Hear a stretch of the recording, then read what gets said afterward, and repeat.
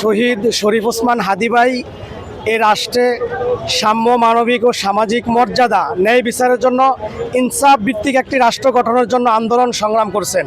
সেজন্য তিনি ইনকিলাব মঞ্চ এবং পাশাপাশি ইনকিলাব কালচারাল সেন্টার গড়ে তুলছেন।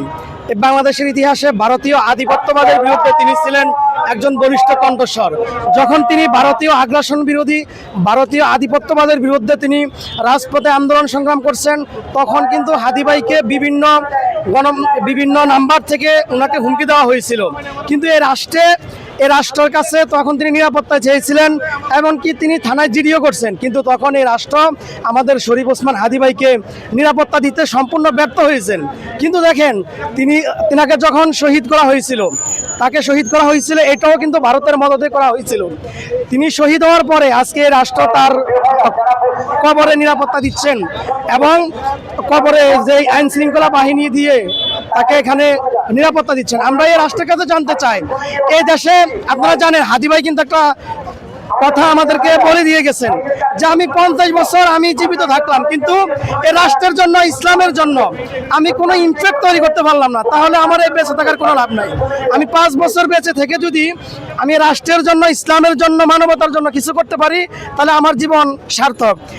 সেই জায়গা থেকে এই হাদী ভাইকে উচিত ছিল আমাদের বাংলাদেশ সরকার তাকে সর্বোচ্চ নিরাপত্তা দেওয়া। আজকে এতদিন হয়ে গেল তিনাকে হত্যা করা হয়েছিল, এই রাষ্ট্র এখনো পর্যন্ত নীরবতা পালন করতেছে। এই রাষ্ট্রের ইন্টারিম সরকারের কর্ণপাত এখনো জাগতেছে না। আমার ভাইরা, বিপ্লবীরা গতকাল তীব্র শীতকে উপেক্ষা করে তিনারাই যে রাজপথে রাত্রি যাপন করছেন, এখনো পর্যন্ত সরকারের পক্ষ থেকে কোনো বিষয় আমাদেরকে এখনো জানানো হয়নি।